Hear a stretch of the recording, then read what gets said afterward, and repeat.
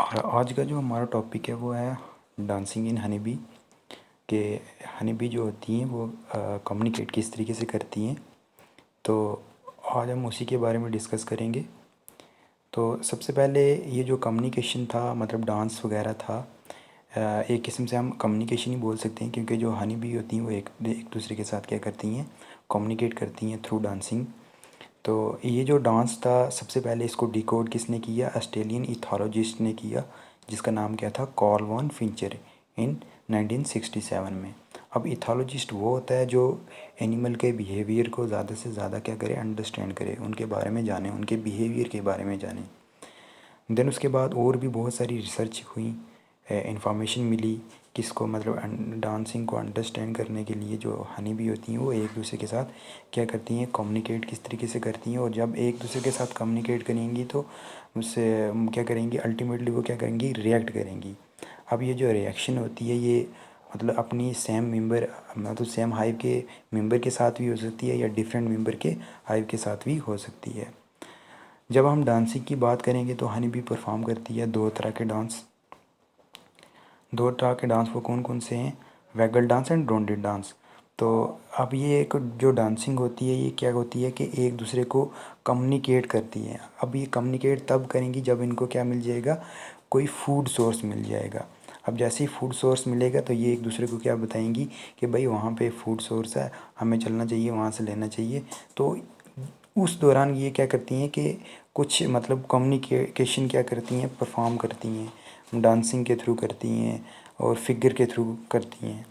तो उसके बाद अब ये जो मतलब मोस्टली जो ये मतलब कम्युनिकेशन होता है ये किसी किन में होता है कि वर्कर बी में होता है।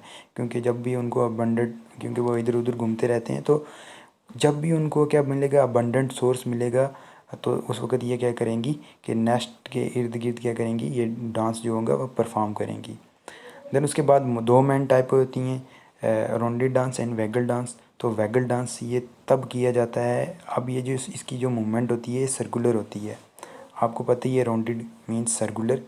तो ये इंडिकेट क्या करता है कि जब फूड सोर्स कहाँ पर मिले, 50 मीटर से कम मिले, मतलब नेस्ट से लेके 50 मीटर के अंदर अंदर जब भी इनको कोई फूड सोर्स मिल जाएगा, तो उस सिचुएशन में, उस कंडीशन में ये जो डांस परफॉर्म करती हैं ये राउंडेड डांस होता है।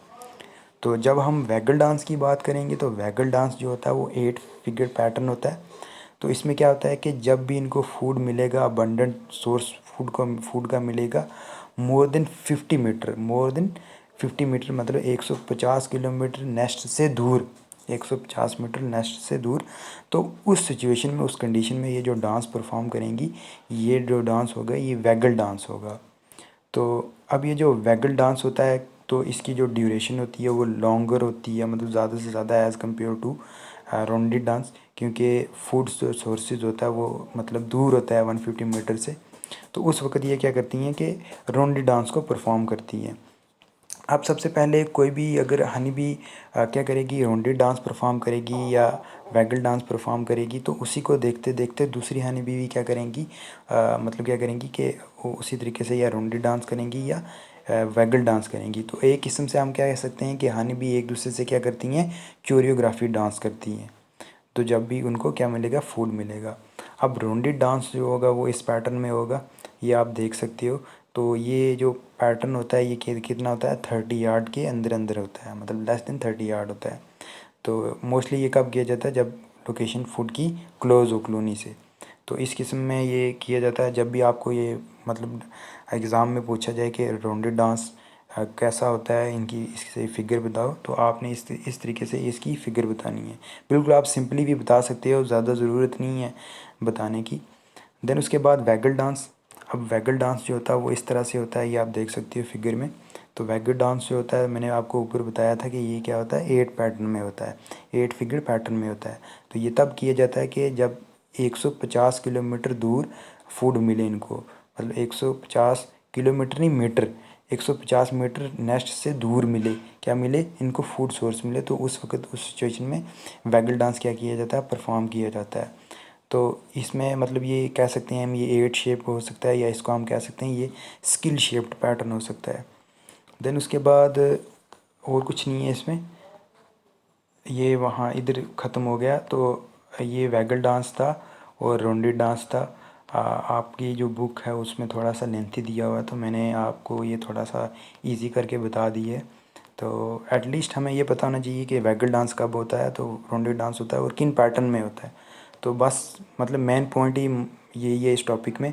तो वो मैंने करवा दिया आपको। अगर आपके पेपर में पूछा जाए इस किस्म का क्वेश्चन, तो आपने क्या करना है कि सीधा राउंडेड डांस को लिखना है, देन उसकी फ़िगर, देन उसके बाद अगर वैगल डांस का पूछा तो देन उसकी फ़िगर और उसके बारे में थोड़ा थोड़ा लिखना है। तो किसने दिया था? कार्ल वॉन फिंचर ने दिया था, और इसकी वजह से उसको क्या मिला? नोबेल प्राइज़ मिला था। तो ये था हमारा लास्ट को टॉपिक, हमारे फर्स्ट यूनिट, जो कि क्या हो चुका है, कंप्लीट। आप तब तक इसको देखिए, इसको मतलब इससे नोट बनाने की कोशिश कीजिए। अगर कहीं से समझ ना आए तो पूछ सकते हो आप मेरे से। ओके।